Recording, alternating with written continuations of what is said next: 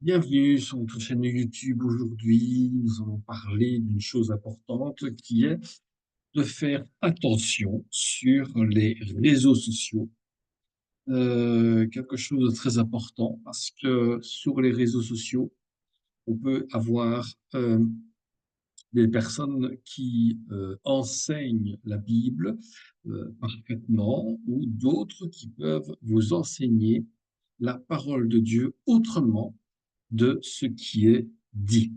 Donc, nous devons faire attention sur les réseaux sociaux pour les jeunes chrétiens ainsi que même pour les anciens, à ne pas se laisser séduire par les fausses doctrines qui circulent dans les réseaux sociaux aujourd'hui. Nous allons voir aussi quel est le danger des réseaux sociaux euh, pour ne pas perdre des choses dont nous avons besoin. Donc, nous allons lire dans Galates chapitre 1, verset 6, qui dit: Je m'étonne de ce que vous passez si promptement de celui qui vous a appelé par la grâce de Christ à un évangile différent, qui n'en est pas un autre, mais il y a des gens qui vous troublent et qui veulent pervertir l'évangile du Christ.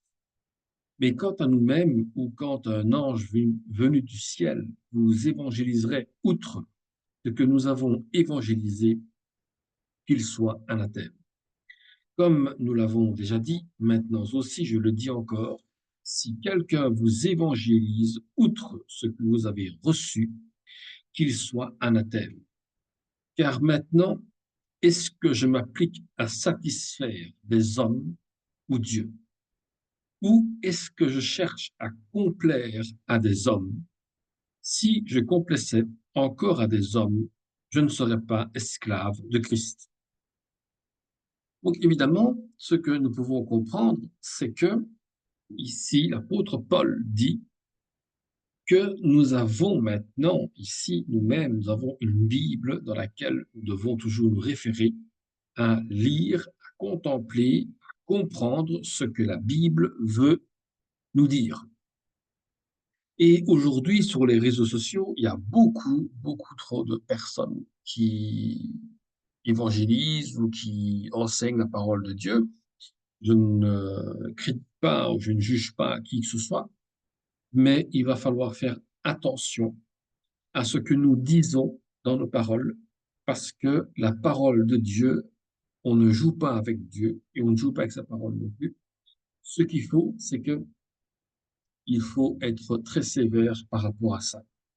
Donc évidemment, Paul aussi a écrit un épître assez sévère où Paul s'adresse aux assemblées de Galatie. Donc il fallait s'occuper non plus du péché moral comme chez les Corinthiens, mais d'un mal doctrinal de la dernière gravité. C'est-à-dire que beaucoup trop de personnes vont sur YouTube ou autres réseaux sociaux où il y a beaucoup de personnes qui veulent apporter la parole de Dieu, qui est très bien d'ailleurs, Dieu les bénisse, c'est bon, mais certains peuvent se tromper dans leurs paroles, certains peuvent se tromper dans ce qu'ils disent sans se rendre compte. Donc, il faut absolument que vous ayez l'Esprit Saint avec vous pour pouvoir toucher des cœurs et faire comprendre surtout que le Christ est important dans notre vie et que la Bible aussi est importante dans notre vie. Parce que si nous adorons Dieu en esprit et en vérité, et que si nous croyons à la parole de Dieu, nous avons et nous héritons de la vie éternelle, qui est très important. Donc c'est pour ça qu'il faut faire attention sur les réseaux sociaux de qui, des fois, vous enseigne. Est-ce qu'il enseigne bien pour que vous ayez la vie éternelle? Est-ce que vous êtes bien enseigné pour avoir de dire que vous croyez réellement à la parole de Dieu et que vous allez croire réellement au Christ? Donc c'est pour ça que ces pauvres gens de Galatie ont été trompés par des faux docteurs, par des faux enseignants. Ils étaient en train d'abandonner la foi en Christ, même la grâce de Dieu.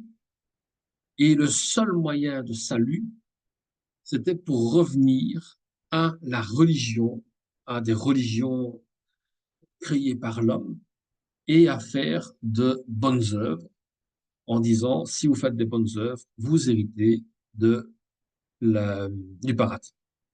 Évidemment, ce n'est pas par la religion et ce n'est pas par les œuvres que vous serez sauvés, mais ce que si vous croyez réellement en Jésus-Christ et à sa parole, vous avez la vie éternelle. Parce que beaucoup oublient que après la mort, nous avons une autre vie, qui est la vie éternelle avec Dieu ou la vie éternelle avec le diable. C'est là que nous devons faire attention. Donc, Paul affirme avec force, évidemment, le caractère absolu de la vérité divine. Elle est une seule vérité. Elle est complète, elle est parfaite, parce que c'est la vérité de Dieu et parce que c'est le Christ lui-même que nous annonçons à chaque personne afin qu'elle puisse être sauvée par le Christ et qu'elle puisse hériter de la vie éternelle. Donc, on entend parfois des esprits forts soutenir, au fond même pour justifier l'incrédulité, c'est-à-dire que nous sommes justifiés de ne pas avoir connu le Christ personnellement, et aussi que chaque peuple qui reçoit la parole de Dieu reçoit une révélation. Mais la religion qui s'adapte ici, à un moment donné, maintenant, si on écoute d'autres personnes avec d'autres doctrines, on tombe dans une religion, et là, c'est la religion qui va s'adapter à votre propre caractère et à votre propre civilisation. C'est-à-dire que plus on cherche des prédicateurs qui nous plaisent dans les vidéos, qui plaisent à notre caractère, à notre civilisation, eh bien, on risque de tomber, de s'éloigner de Dieu et de perdre la grâce de Dieu à cause qu'on s'attache à un homme.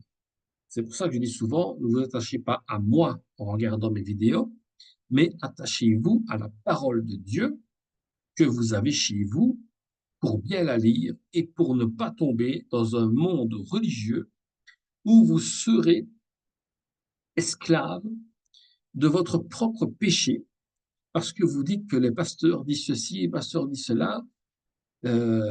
Oui, d'accord, mais est-ce que tout cela vient-il de la volonté de Dieu?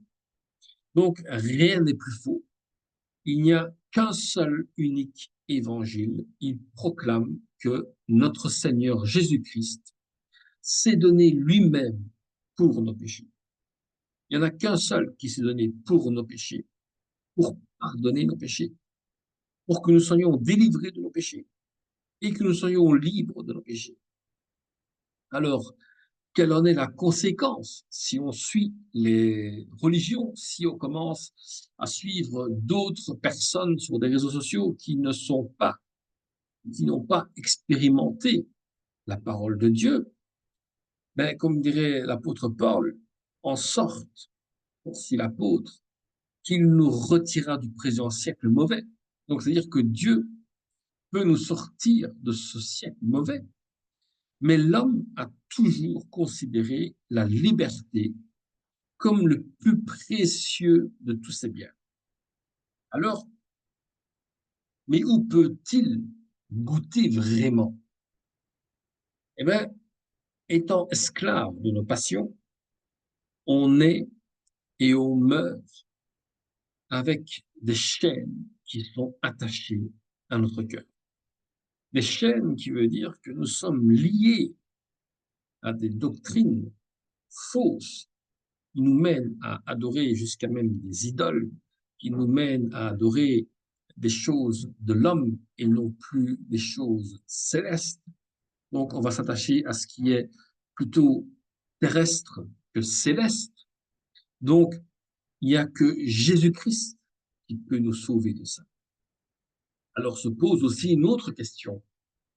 Quel usage le racheté du Seigneur va-t-il faire de sa liberté?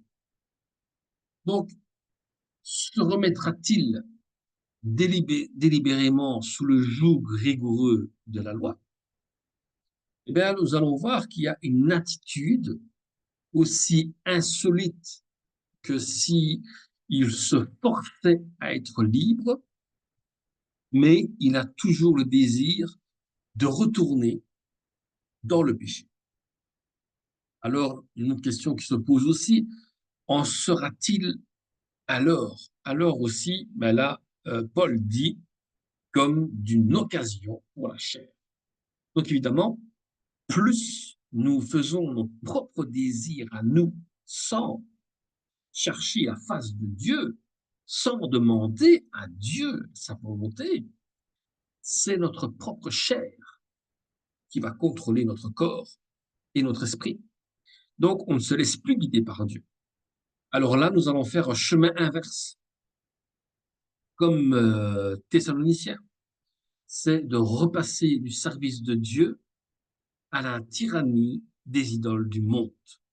C'est-à-dire que on va se défaire de Dieu, on va se défaire carrément de la grâce de Dieu.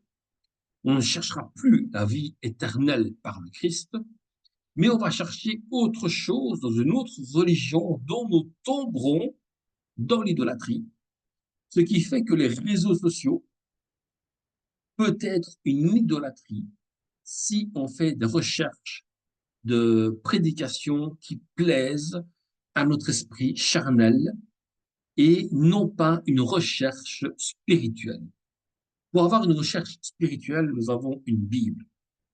Il y a plusieurs livres, comme les livres de concordance, qui servent à chercher des versets ou des sujets bibliques. Nous avons des dictionnaires bibliques où il y a des mots qu'on ne comprend pas, des choses qu'on ne comprend pas. Il y a des dictionnaires bibliques. Il y a aussi des livres de commentaires bibliques. Tous ces livres-là ont été écrits par des auteurs qui ont vécu avec Dieu et que ces livres-là sont précieux parce que non seulement vous allez les lire et non seulement vous allez être enrichi parce que Dieu s'était révélé à ces hommes-là pour vous donner effectivement euh, du temps pour lire et pour comprendre. Parce que aller sur Internet, c'est très bien. Il y a des choses qui sont justes, mais il y a des choses qui sont fausses. Parce que tout dépend d'où vient la source que vous allez voir sur Internet. Donc, évidemment, non que cette liberté si chèrement payée par l'œuvre de la croix, le chrétien l'emploierait à servir son prochain. On ne pourra pas servir son prochain sans comprendre la crucifixion de Christ. Et finalement, c'est ainsi que va s'accomplir la loi, puisque celle-ci se résume en une seule parole, ou même en un seul mot, c'est l'amour. Parce que celui qui aime les autres a déjà accompli la loi. Donc, il accomplit aussi le commandement du Seigneur Jésus-Christ qui dit, dont le dernier et plus cher désir que nous aimions les uns les autres comme Christ nous a aimés. Évidemment, Paul a dû se souvenir de ses ennemis qu'il accusait de changer de message, parce que Paul était pharisien à l'époque, et puis maintenant il devient apôtre de Christ, choisi par le Seigneur, pour annoncer le message au peuple de Dieu, pour revenir vers Dieu, en disant qu'il ne veut pas plaire aux hommes, mais il veut plaire à Dieu lui-même. Parce que beaucoup de personnes détestent de savoir qu'il y a un seul chemin pour la vie éternelle. Alors Paul change de message et ceci convient. Si Paul change de message, ceci peut convenir aux hommes. Mais il ne serait plus un serviteur de Christ. Il ferait juste que plaire aux hommes. Et si on fait une évangélisation pour plaire aux hommes, ou si on fait des enseignements pour plaire aux hommes, nous entraînons la colère de Dieu sur nous-mêmes. Donc c'est pour ça que l'action des chrétiens qui manquent de preuves de compréhension et de raison, ainsi que l'intelligence spirituelle, eh bien, ces personnes-là se détournent directement vers des choses qui les fascinent par de vains discours qu'ils entendent sur des réseaux sociaux. Et évidemment, c'est comme être obnubilé par des sortilèges d'envoûtement. Nous sommes envoûtés par des messages que tant de personnes veulent partager sur des réseaux sociaux. Certains apportent de bons messages, mais certains apportent des fois des erreurs dont il faut les corriger gentiment en leur disant de faire attention à ce qu'ils disent sur la parole de Dieu, qu'il faut être vraiment sûr de ce que l'on dit dans notre enseignement ou dans l'évangélisation. Alors ensuite, on doit accepter une fausseté qui va rentrer dans notre cœur. Et Paul, dans sa question, est qui vous a fasciné à vous détourner de la parole de Dieu. Donc le mot qui est peut-être le diable lui-même qui donne de faux enseignements aux personnes et qui donne des choses à des personnes de dire autre que prêcher le Christ vivant. Donc on peut très bien faire des enseignements, faire des choses qui ne sont plus sur la base de Christ vivant, ou à parler de Dieu, mais autrement de ce qu'on a appris nous autres, que le Christ est mort, ressuscité d'entre les morts, et son esprit est avec nous. Donc évidemment, cette chose-là devient un légalisme, ce qui veut dire que nous vivons dans une loi humaine et qui n'aura aucune valeur sur notre vie spirituelle, parce que nous sommes en Christ. Si nous sommes en Christ, nous sommes libres et nous sommes libres même de nos péchés. Ce qui veut dire aussi que nous suivons son chemin sans avoir besoin des hommes ou autres personnes à nous dire ce que nous devons faire.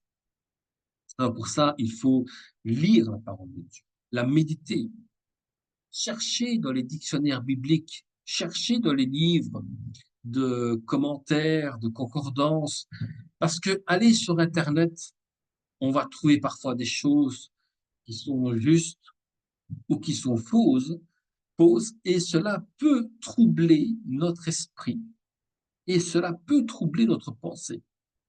Donc, il faut éviter de tomber dans la désobéissance de Christ.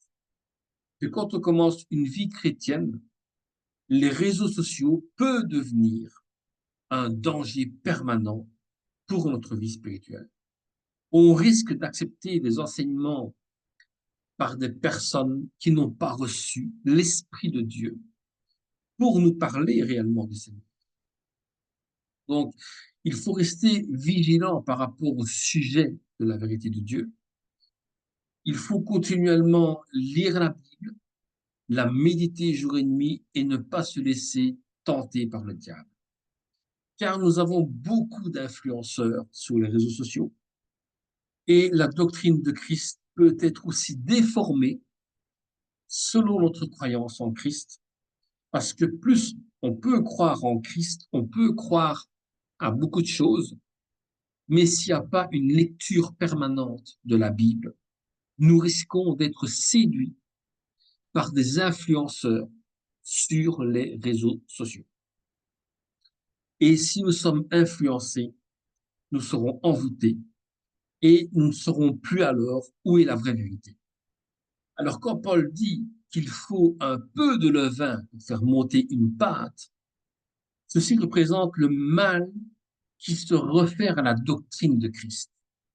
Donc, on va justifier le mensonge par des erreurs de doctrine de la Bible. On fera des mensonges sur mensonges jusqu'à ne plus savoir comment dire la vérité aux autres. Et quand on ne sait plus comment dire la vérité aux personnes, eh bien, on perd notre crédibilité en tant que chrétien dans la foi de Christ. Et en tant que jeunes ou anciens dans la foi, nous devons avoir notre confiance fondée sur le Seigneur Jésus-Christ chaque jour. Être nourri par la parole de Dieu chaque jour aussi. Prendre du temps pour Dieu à la place de prendre du temps sur des réseaux sociaux.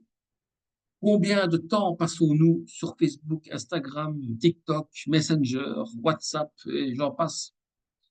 Ceci nous fait perdre du temps dans la prière, nous fait perdre du temps dans la lecture de la Bible et nous devons savoir que le seul berger de notre vie est le Christ lui-même parce qu'il ramène ses brebis à la bergerie. Et quand on passe tellement du temps dans les réseaux sociaux, ce temps-là que nous passons, on peut prendre au moins 5 à 10 minutes, un quart d'heure de lecture et de prière. Et ensuite, on peut aller sur les réseaux sociaux, mais en faisant attention à ce que nous regardons et à ce que nous mettons et à ce que nous écoutons aussi. Parce que les faux docteurs et enseignants de la Bible seront punis par Dieu sévèrement pour cause d'enseigner des erreurs et de faire perdre la vie éternelle à des gens qui la cherchent. Ceux qui sont détruits spirituellement tombent évidemment dans l'alcool, la drogue, la dépression, le suicide et par manque de connaissance de la vraie parole de Dieu. Il est pire encore aux faux enseignants de dire que l'alcoolisme est permis et que ceci entraîne les faux enseignants à tomber comme eux. Donc, ceux qui suivent ces faux enseignants-là peuvent tomber avec eux. Et la liberté chrétienne, c'est de ne pas admettre le péché dans notre vie, mais d'être encouragé au service de pratiquer l'amour de Dieu. Notre comportement vis-à-vis des autres, la liberté en Christ nous amène à exclure le péché, de ne pas faire allusion que nous sommes libres dans la chair pour commettre des péchés et pour être pardonnés par après. Mais pour notre liberté, c'est devenir un serviteur de Christ. Ça veut dire être serviteur des autres et encouragé par l'amour de Christ en nous. Alors, le message qu'on apporte aux jeunes chrétiens aujourd'hui est de faire attention aux réseaux sociaux, de ne pas se laisser séduire par des personnes conduites par la chair et non pas par l'esprit, mais être conduite par celle de l'esprit de Dieu. Si vous suivez des personnes qui sont vraiment dans l'esprit de Dieu, que Dieu vous bénisse grandement. Si vous suivez d'autres qui sont dans la chair, faites attention de ne pas tomber avec eux, mais revenez directement dans la bergerie de Christ. Parce que Christ nous attend pour la vie éternelle et pour qu'on vive avec lui éternellement. À très bientôt, que Dieu vous bénisse et merci beaucoup.